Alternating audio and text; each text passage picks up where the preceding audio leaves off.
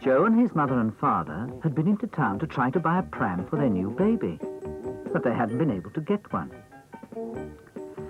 "They're all so expensive," said Joe's mother. "Well, never mind, love," said Joe's father. "We'll have a look for a second-hand one." "Yes," said Joe's mother, cheering up a bit. "We will." It was a hot summer day, and the sun shone down very brightly. "It's hot in this car," said Joe. They came to some shady trees by the edge of a green field, and Joe's father stopped the car. "Look," he said, "there's a cricket match." They all got out of the car and looked.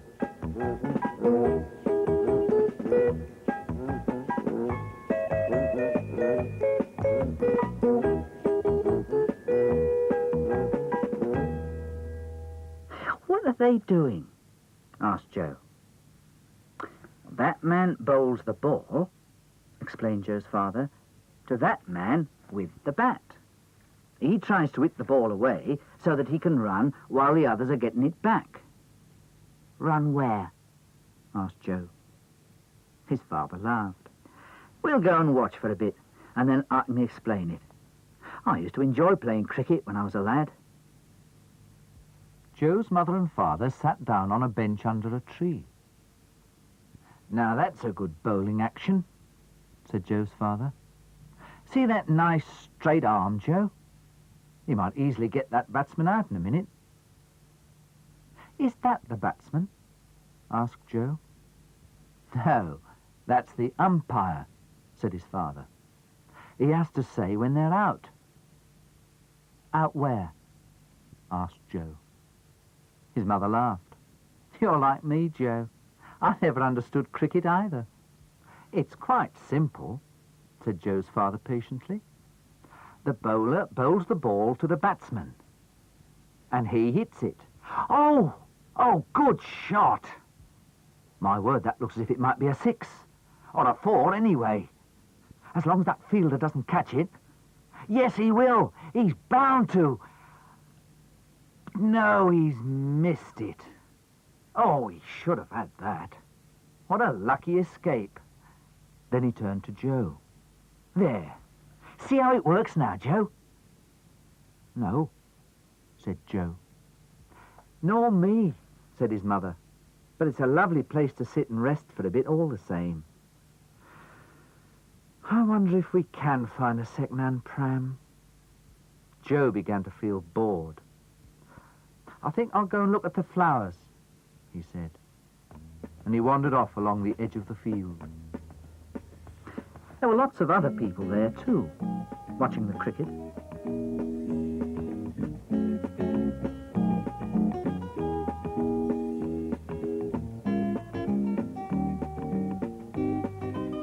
Suddenly, he came face to face with a girl. She looked rather worried, and she was holding a saucer. "Hello," she said. "What's your name?" "Joe," said Joe. "Mine's Audrey," said the girl. "Have you seen my cat? I can't find her anywhere, and she's going to have kittens soon. I haven't seen her for 2 whole days. She must be awfully hungry. And that's why I've got this saucer of milk, in case I find her." "Oh," said Joe. "Perhaps I could come and help you look. I'll go and ask my mummy." Joe's father and mother were still on the bench under the tree. Joe and Audrey explained that they were going to look for Audrey's cat. "All right," said Joe's mother. "But stay with Audrey, Joe, and don't go too far away." "I'll look after him. We'll just go up the lane to my house and back," said Audrey. And they set off. They walked slowly up the village street, looking over every gate and behind every hedge. "Emily!" they called. "Emily!" "What's that?" said a red-faced man who was busily clipping his hedge. "Who's Emily?" "Oh, she's my cat," explained Audrey. "Have you seen her?" "Cat? No, I haven't seen a cat. I'll ask the wife. Beryl, have you seen a cat?" "What's that?" said Beryl. No, I haven't seen a cat." They saw a lady rolling her lawn and stopped to ask her about the cat. Oh, goodness, no," she said. "Not that I mind the cats. I mean, they're sweet little things, really. But my dog Hannibal gets so frightfully cross if cats come into the garden." Joe and Audrey stared at Hannibal. "He doesn't look very cross," said Joe. But there was no sign of Emily, so they went on up the lane. "Good afternoon, Audrey," said the vicar. "And who's your new friend?" "His name's Joe, and he's helping me look for Emily," said Audrey. "She's gone."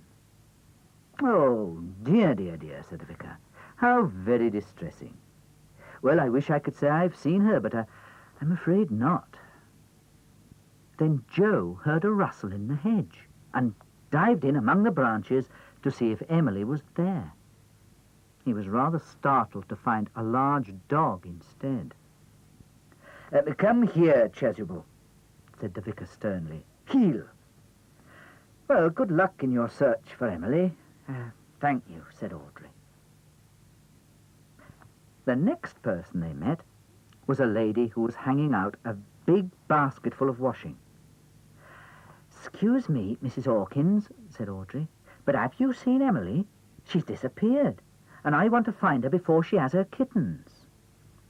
"Well, most likely she's had them," said Mrs. Hawkins. "Cats choose funny places sometimes. Ask the boys if they've seen her. They might like to help you look for her." The Hawkins boys said they hadn't seen Emily, but they were quite willing to join the search. So Joe and Audrey and the three boys all started out to look for the cat.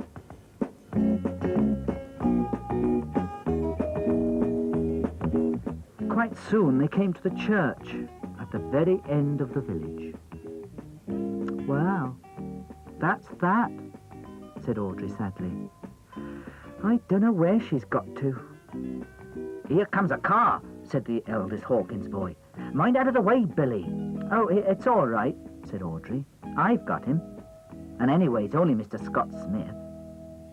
"Hello," said Mr. Scott Smith. "Anything wrong? You all look very worried." "We're looking for my cat," said Audrey. "We can't find her anywhere. You haven't seen her, have you?" "Cat," said Mr. Scott Smith thoughtfully. "Cat? No, can't say I've seen a cat. Dog, yes.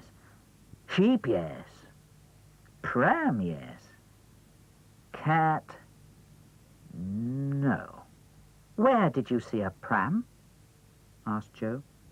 "I was standing in the middle of a field," said Mr. Scott Smith. "That's why I noticed it. Funny place for a pram, I thought. But, haven't seen a cat." "Well, thank you anyway," said Audrey. And Mr. Scott Smith drove away. "I want to see that pram," said Joe. "The one in a field." "I can if you like," said the eldest Hawkins boy, setting off on his bicycle. "It used to be ours. Then when Billy grew up, we had it to play with. But we don't really want it anymore. That's why we left it in the field." They crossed the bridge and walked along the lane a little way, and then stopped. "There it is," said one of the boys. The pram was standing on top of a little hill, in the middle of a field. "I'm going to see," said Joe. "We want a pram. My mummy's having a new baby."